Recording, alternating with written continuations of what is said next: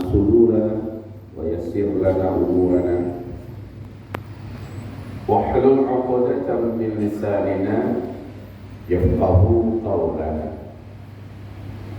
اللهم أرنا الحق حقا وارزقنا اتباعه وأرنا الباطل باطلا وارزقنا اجتنابه أما بعد قال الله سبحانه وتعالى يا أيها الذين آمنوا اتقوا الله وقولوا قولا سديدا يصلح لكم أعمالكم ويغفر لكم ذنوبكم ومن يطع الله ورسوله فقد فاز فوزا عظيما اللهم ارحمنا بالقرآن وصدق الله العظيم وقال النبي صلى الله عليه وسلم إنما الأعمال بالنيات وإنما لكل امرئ ما نوى فمن كانت هجرته إلى الله ورسوله فهجرته إلى الله ورسوله ومن كانت هجرته لدنيا يصيبها أو امرأة ينكحها فهجرته إلى ما هاجر إليه أما بعد معاشر المسlimin wal muslimat hamba-hamba Allah yang kami muliakan, semoga sholat maghrib berjamaah kita barusan ini diterima oleh Allah. Amin. Mudah-mudahan zikir, sholat sunat dan doa kita juga mendapatkan ijabah keseluruhannya. Amin ya rabbal alamin. Amin. Hamba-hamba Allah sekalian, sesuai dengan tema yang terpajang di belakang kita tentang fenomena konspirasi umat manusia di akhir zaman. Judul ini terlalu berat, tetapi bisa disederhanakan. Ketika disampaikan dapat disederhanakan isinya supaya mudah dijangkau oleh berbagai lapisan masyarakat yang menyimak kajian ini. Ini kajian harusnya di kalangan anak-anak kampus, orang-orang akademisi, orang-orang berpendidikan menengah ke atas. Tapi bagaimana kalau pengajian ini masuk ke warga-warga dan masyarakat awam, orang-orang di kampung, penduduk umum, maka mereka tentu saja nggak ngeh dengan urusan ini. Tapi baiklah, sekali lagi seperti yang saya katakan tadi, kita mencoba mensederhanakannya. Jadi intinya begini, Bapak Ibu, Allah menyebutkan di dalam Al-Quran surat yang ke-24 ayat yang ke-55, yaitu surat An-Nur, janji yang pasti akan terwujud terjadi. Yang berjanji adalah Allah, yang dijanjikan adalah orang-orang beriman yang soleh-soleh. Apa isi janjinya? Kamu akan kembali dipercayakan untuk menguasai dan memimpin seluruh bumi untuk terakhir kalinya. Ini janji Allah di dalam surat apa tadi? An-Nur, surat yang ke-24 ayat ke-55. Allah berjanji Islam akan kembali memimpin seluruh dunia di akhir zaman. Kata Rasulullah, Islam ini punya 5 fase. Pertama, fase kenabian sejak Nabi Muhammad diutus sampai beliau meninggal. Yang kedua, fase kekhalifahan, yaitu Khalifah Abu Bakar sampai kepada Khalifah Hasan bin Ali, ya. Kemudian fase ketiga, fase para khalifah yang menggunakan sistem kerajaan. Ini yang paling lama 1227 tahun, telah selesai dengan runtuhnya khilafah Islamiyah di Turki. Khilafah Islamiyah Al-Utsmani di Turki pada tanggal 3 bulan Maret tahun 1924. Sejak itu Islam tidak lagi memimpin dunia. Dunia dipimpin oleh orang-orang yang anti Allah, anti Rasul, bahkan benci Islam. Barat, Amerika, Eropa, kemudian Cina, Rusia dan sebagainya. Sejak tahun 1924 sampai hari ini Bapak Ibu. Jadi kenapa Allah berjanji dalam surat An-Nur itu isyarat bahwa 3 fase pertama Islam memimpin dunia. Fase keempat Islam tidak memimpin, di sini Islam ditindas, Islam dizalimi. Fase kita sekarang Islam tidak memimpin dunia, Islam ditindas, Islam dizalimi, Islam dibenci, Islam dimusuhi, kaum muslimin mendapatkan perlakuan diskriminasi dan sebagainya. Tapi Allah janji nanti kamu akan kembali memimpin seluruh dunia. Berarti fase keempat wajib terjadi, dan inilah kita sedang di fase keempat, fase kegelapan Islam. Islam sedang lemah-lemahnya sekarang. Kaum muslimin sedang rendah betul status mereka di mata penguasa-penguasa dunia saat ini. Tapi janji Allah di surat An-Nur ayat 55 ini pasti terjadi, pasti terwujud. Ya, ketika Allah sudah berjanji, maka tidak ada yang dapat menghalangi untuk terwujudnya janji Allah ini. Baiklah, jadi dalam hadis Islam akan memimpin dunia. Bapak dan Ibu yang kami muliakan, ingat, orang-orang kafir dari kalangan ahlul kitab Yahudi dan Nasrani, mereka membaca, mempelajari Al-Quran kita, Pak. Tapi tujuannya bukan untuk dijadikan sebagai petunjuk hidup, namun mencari selah-selah di mana kira-kira mereka bisa menyerang Islam, di mana kira-kira mereka bisa menimbulkan tasykik, ya, menimbulkan teror pemahaman kepada umat Islam dengan cara mempelajari Islam. Itu trik-trik mereka. Ternyata di waktu yang sama biji mata mereka terbelalak. Mereka wajib mengakui sangat banyak dari sisi apa saja ajaran Islam ini begitu sempurna, kokoh dan benar. Mereka berusaha memadamkannya, tapi mereka tidak pernah berhasil. Abad ke-20 Bapak Ibu, di Paris diadu seluruh pakar hukum, ahli-ahli hukum sedunia dipertemukan di Paris pada tahun 20-an. Termasuk kalau dari Islam diutus dari Al-Azhar University untuk bicara tentang hukum mana yang paling kokoh, yang paling baik, yang paling ideal.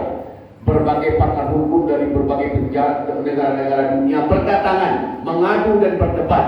Pada puncaknya seluruhnya tepar, seluruhnya terkapar, seluruhnya kalah, Pak. Yang menang adalah hukum Islam. Mereka tak puas, buat janji lagi 20 tahun kemudian diadakan lagi pertemuan. Jadi persiapan masing-masing negara, para ahli-ahli dan pakar hukum kembali janjian untuk 20 tahun yang akan datang mengadu kembali hukum mana yang paling baik.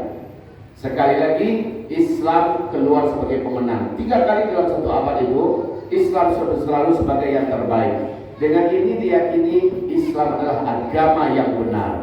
Cuma karena kedengkian mereka tetap tidak mau pakai Islam. Tapi Presiden Prancis meninggalkan perintah kepada para ahli dan pakar hukumnya, kepada kabinetnya dan sebagainya, buat peraturan perundang-undangan khususnya di bidang ekonomi dan sebagainya yang mirip dengan Islam, tapi jangan pakai Islam, jangan bawa-bawa nama Islam. Itu saking mereka mengakui.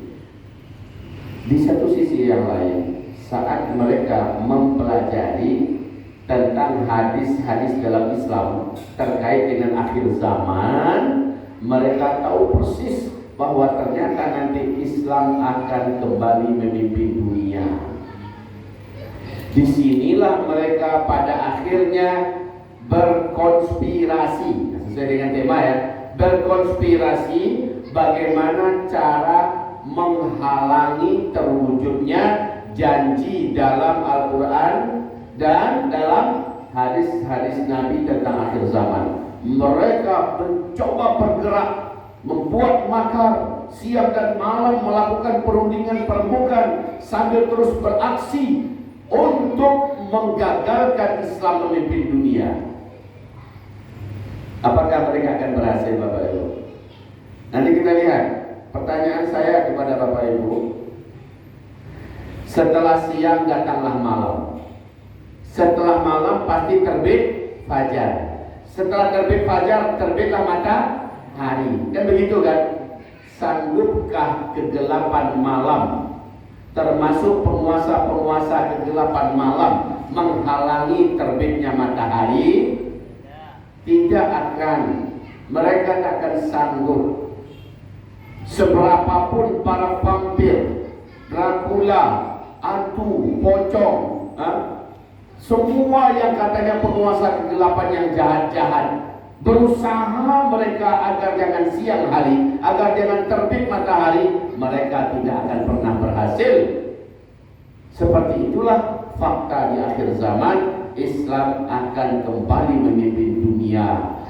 Walaupun, wahai Bapak Ibu, mereka berjuang, berupaya dan berusaha untuk menghentikan lajunya. Kalau nggak bisa di-stop, paling tidak diperlambat agar Islam agak lambat sedikit memimpin dunia. Bisa nggak waktu diperlambat, Pak? Ibu, bisakah waktu diperlambat? Biar agak lambat subuh sekete, adipui apa-apalah segala macamnya, agar subuh lebih lambat, agar matahari lebih lambat keluarnya, tidak bisa. Wal asri, ya, Allah bersumpah demi waktu bahwa yang paling perkasa di alam semesta dari ciptaan Allah adalah waktu. Waktu ini tidak bisa dicegah, tidak bisa dihambat, tidak bisa diperlambat. Nah, wahai Bapak Ibu, yuriduna liyutfi'u nurallahi biafwahihim wa ya'ballahu illa ayyutimma nurahu walau karihal kafirun. Orang-orang kafir, orang-orang musyrik, orang-orang jahat di muka bumi ingin memadamkan cahaya Allah dengan mulut-mulut mereka, dengan upaya-upaya mereka. Tapi Allah semakin menyempurnakan cahayanya. Makin orang-orang yang suka dalam kegelapan ini, yang berkuasa dalam kegelapan ini, berupaya mencegah matahari terbit, Allah pasti akan tetap memunculkan mataharinya. Islam akan tetap memimpin dunia. Siap gak siap makhluk yang ada di dunia, mau tidak mau, orang-orang jahat yang hari ini memimpin negara-negara di dunia, tetap saja Islam akan kembali memimpin.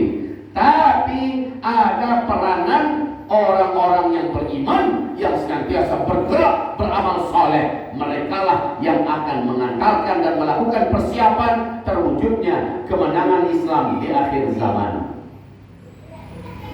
Sampai titik ini dulu kita pahami semua ya. Sampai titik ini Bapak Ibu, sampai Gedung Putih, sampai Uni Eropa melakukan pertemuan. Mereka memperbincangkan peluang khilafah Islamiyah memimpin dunia itu kapan. Mereka sudah sepakat ini bahwa khilafah Islamiyah pasti akan muncul kembali, pasti akan kembali memimpin dunia. Dulunya kan pas lebih 1300 tahun Islam memimpin dunia kan, lebih 1300 tahun.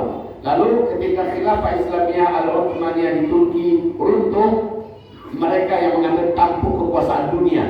Tapi belum sampai 100 tahun Pak, sampai saat ini Belum sampai 100 tahun, upaya mereka mempertahankan kepemimpinan dunia makin lama makin lemah, dan makin lemah makin rapuh dan makin rapuh. Sekarang ekonomi Amerika sedang rapuh-rapuhnya, lemah-lemahnya, hancur-hancurnya. Sekarang ekonomi Cina juga terbelit dalam lubang hitam dan resesi, krisis ekonomi yang paling mengerikan. Sekarang semua negara-negara Eropa tinggal menunggu waktu yang sangat dekat sekali, dan sudah ada beberapa negara yang tumbang dan hancur ekonomi mereka. Sekarang negara-negara timur dan barat sudah mulai memasuki lubang raksasa yang sangat gelap, disebut dengan krisis ekonomi global, ya, yang akan terjadi dampak daripada beberapa masa yang silam akibat serangan COVID-19 berlanjut sampai sekarang. Sekarang isukan Januari nanti naik lagi COVID-nya. Cina sudah mulai lockdown kembali dan sebagainya. Terserah apapun itu namanya, yang jelas negara-negara besar dunia sudah mulai sepakat bahwa krisis ekonomi global tidak dapat dielakkan, dan ini lebih berat daripada tahun 2008 dan 2018. Lebih berat daripada 1998 ke 2008, lebih berat yang akan dihadapi ke depan. Intinya negara-negara besar dunia sudah mengalami kelemahan. NIC melakukan pertemuan dengan 15 negara-negara terkuat militernya, intelijennya, ekonominya di New York. Pertemuan itu dilakukan pada tahun 2012 di bulan Februari, di mana mereka membicarakan tentang siapakah yang memiliki peluang terbesar untuk memimpin dunia kembali di atas tahun 2020. Siapa yang punya peluang memimpin dunia, ya? Peluang yang terbesar itu siapa yang memungkinkan?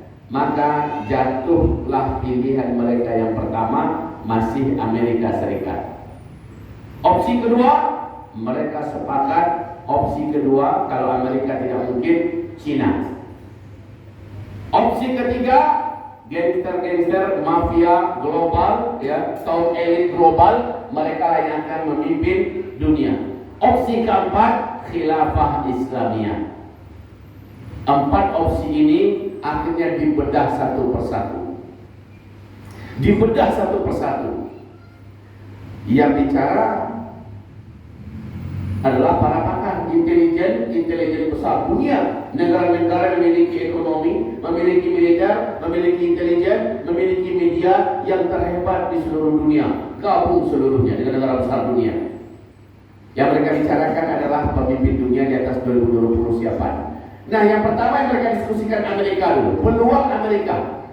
Maaf Bapak Ibu, dalam hal ini mereka hampir 100% sepakat mengatakan Amerika tidak akan mampu lagi melanjutkan kepemimpinan dunia di atas tahun 2020. Amerika tak akan mampu. Betul Pak.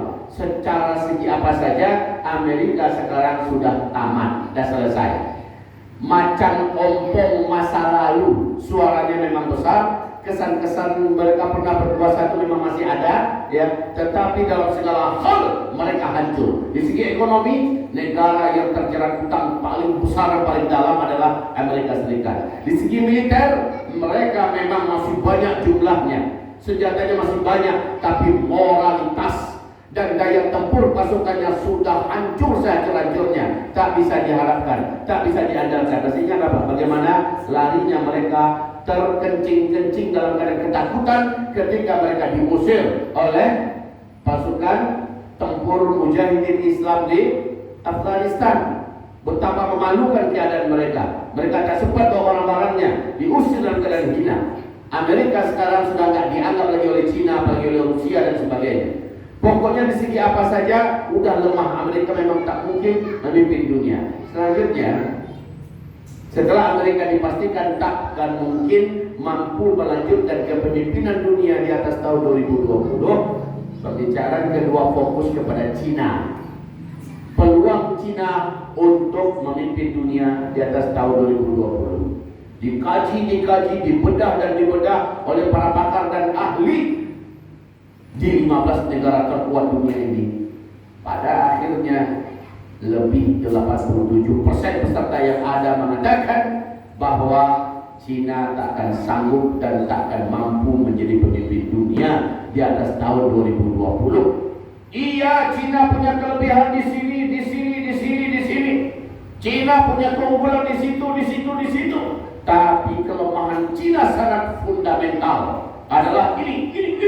Pada akhirnya Cina, mayoritas yang hadir mengatakan takkan sanggup memimpin dunia. Kenyataannya benar. Sekarang Cina pun sudah bagaikan kerupuk kena siram air. Batu kambang tapi kena siram lunak dan kucui. Ya. Begitu kondisi Cina pada hari ini. Baik Bapak Ibu, jangan tersilau mata kita dengan melihat perkembangan kemajuannya. Tidak lama memang. Sekarang mereka sudah mulai menuju kepada kelemahan yang sangat luar biasa.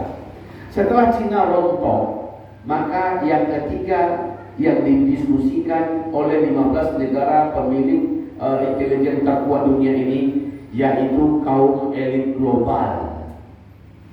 Kaum elit global. Pada kenyataannya sekarang ini tidak ada satupun negara-negara di muka bumi, hampir keseluruhannya diobrak-abrik oleh kaum elit global yang kita kenal dengan sebutan Illuminati, ya, dan punya payung organisasi raksasa di bawahnya, Freemasonry, ya. Kemudian tidaklah mereka masuk di suatu negara, melainkan mereka lah yang berhak memutuskan di negara itu mau jadi apa, mau maju, mau tumbang, mau hancur, mau perang, mau apa, mereka yang putuskan. Kaum global, elit global ini Pak, memiliki peranan strategis. Kalau saya dan kami para ulama-ulama yang mendiskusikan tentang akhir zaman sepakat mengatakan mereka adalah kaki tangan Dajjal yang memimpin dan mencengkeram dunia dalam rangka menyambut kedatangan Dajjal yang sebenarnya. Nah, ini para konspirator asli di akhir zaman, kaum Illuminati ini. Jumlahnya hanya 12 orang, tetapi raksasa ekonomi mereka, ya, dengan payung organisasi dunia mereka, Freemasonry, ini sudah mencengkeram ke seluruh negeri manapun di muka bumi termasuk Indonesia. Tidak ada lembaga-lembaga elit di Indonesia kecuali ada orang-orangnya di dalam. Rumah-rumah sakit besar, gedung-gedung besar, pilar-pilar ekonomi besar, media-media besar atau apa saja, melainkan ada orang-orang Freemasonry yang menjadi kaki tangan dan budak-budak daripada kaum Illuminati. Ya, ini kajian ini wahai Bapak Ibu, termasuk kajian yang paling dibenci oleh mereka untuk mendengarnya. Dan biasanya orang yang berani mengkaji ini banyak risiko yang harus dihadapinya di dalam hidupnya, dipersulit jalannya dan sebagainya. Ala kulihal saya hanya menyampaikan, kemudian kita hanya menambah iman. Bertambah iman saya bahwa benar menjelang Dajjal muncul, kaki tangannya sudah menggurita, mempersiapkan pondasi untuk landingnya sang Dajjal yang terlaknat. Ya. Nah, kaum elit global inilah yang diyakini kelak akan memimpin dunia di atas tahun 2020. Dibedah, dikaji, dianalisa, disebutkan beberapa peluang dan kemungkinannya. Lebih dari 50%, lebih 60%, 64% mengatakan kaum elit global atau kaum geng internasional, mafia-mafia global tidak akan mampu memimpin dunia di atas tahun 2020. Mereka tak akan bisa, karena mayoritas mengatakan tak mungkin, tak bisa. Ya, akhirnya dalam keadaan agak berat dan terpaksa mereka mendiskusikan peluang kelompok keempat. Siapa tadi kelompok keempat? Islam kembali memimpin dunia dengan sistem dan nizam khilafah Islamiyahnya. Mereka kaji sejarahnya, potensi dasar ajarannya, warga masyarakat pemeluk agamanya, peluang-peluangnya. Mereka kaji semuanya. Wahai Bapak Ibu yang kami muliakan, lebih 85%, bahkan ada di dalam New York Times yang terbit membicarakan tentang ini. Hampir 90% peserta yang hadir sepakat mengatakan Islamlah, khilafah Islamiyah lah yang akan kembali memimpin seluruh dunia. Takbir. Allahu Akbar. Ini sama dengan isi Al-Quran. Al-Quran menyebutkan dalam surat apa tadi Bu? An-Nur ayat berapa? Ayat 5. Allah berjanji kamu di akhir zaman akan kembali memimpin seluruh dunia. Dalam hadis sahih juga begitu. Ternyata negara-negara kafir yang memiliki segala potensi ekonomi, politik, media, apalagi intelijen, militer, semuanya kumpul, lalu mereka diskusi dan mereka hampir bulat suara mengatakan yang punya peluang dan sangat mungkin memimpin dunia kembali di atas tahun 2020 adalah khilafah Islamiyah. Allahu Akbar. Allahu Akbar. Nah, dengan ini wahai Bapak Ibu, mereka mencoba melakukan pembusukan. Ini makar ya, konspirasi. Apa judul kita? Fenomena dan konspirasi umat di akhir zaman. Jadi mereka mencoba memperlambat, kalaupun mereka nggak akan bisa menghentikan terwujudnya bisyarah kubra ini, mereka berusaha memperlambat. Namun sebagaimana yang saya katakan tadi, emangnya bisa waktu diperlambat? Nggak bisa. Kalau waktu diperlambat nggak bisa. Tapi kalau mesin diperlambat, mobil diperlambat, motor diperlambat, lari diperlambat, itu bisa. Tapi waktu diperlambat nggak akan bisa. Tetap kayak kita mau mati, bisa dipercepat waktu kematian kita. Diperlambat bisa? Tidak. Semuanya telah ada jadwalnya. Nah, dalam pikiran bodoh mereka berusaha melakukan pembusukan. Diisukan kemana-mana khilafah itu adalah ancaman global, ya kan? Khilafah itu adalah bahaya, khilafah itu adalah terorisme, khilafah itu adalah kehidupan peradaban barbar, khilafah mereka mencoba menggembos di mana-mana, termasuk di Indonesia. Alergi betul mereka meninggalkan khilafah. Maka wahai Bapak Ibu, saya bukan anggota Hizbut Tahrir Indonesia yang memang sibuk bercerita tentang khilafah, tetapi ini kajiannya kajian ilmiah, nggak ada hubungannya tentang masalah Hizbut Tahrir. Ini adalah kajian ilmiah, wahai Bapak Ibu yang kami muliakan. Jadi tentang masalah konsep khilafah valid dalam Al-Quran, dalam hadis yang sahih, dan fakta juga menggiring di arah sana.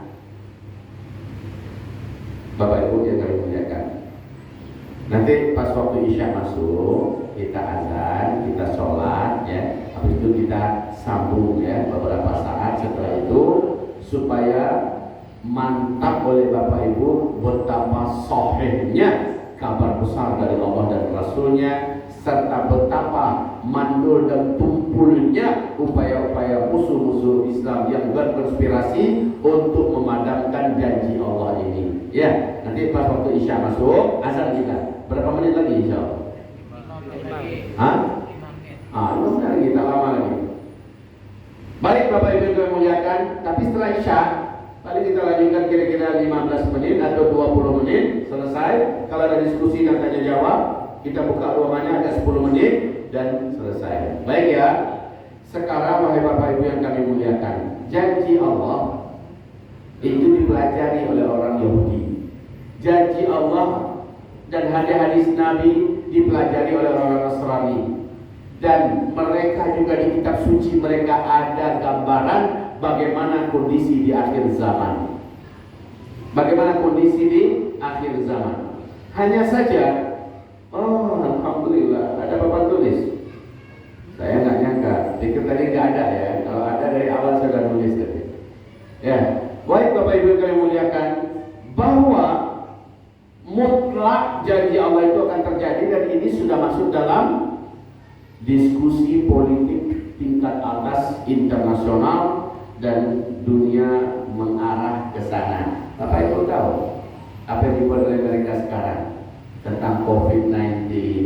Ini bahagian daripada konspirasi, ya, tentang perang yang terjadi hari ini antara Rusia dengan ini masuk dalam bab konspirasi global tentang terpuruknya ekonomi Eropa hari ini, dan juga sekarang Amerika, Cina, ekonomi negara-negara kuat dunia mulai hancur seluruhnya. Ini masuk dalam konspirasi global, ya, konspirasi elit global. Kemudian menuju kepada perang dunia ketiga, demi Allah, ini masuk dalam hitungan konspirasi global. Berubahnya negeri-negeri Arab hari ini, khususnya Arab Saudi, makin lama kembali jahiliyah, makin lama makin bertambah jahil, betul ya? Makin lama makin bertambah jahiliyah. Ini masuk dalam rangkaian silsilah jahiliyah akhir zaman, dan pas dengan hadis-hadis Nabi Sallallahu Alaihi Wasallam. Sebagaimana secara alam pun Allah telah menunjukkan tanda-tanda benarnya janji-janji Allah ini tidak dapat dielakkan. Kebenarannya benar-benar tak terbantahkan. Baik Bapak Ibu yang kami muliakan, kondisi alam hari ini juga salah satu di antara syarat wujudnya, dekatnya kemunculan Dajjal yang terlaknat. Saya baru pulang kemarin dari Palestina. Beberapa bulan yang lalu bawa 132 orang jamaah.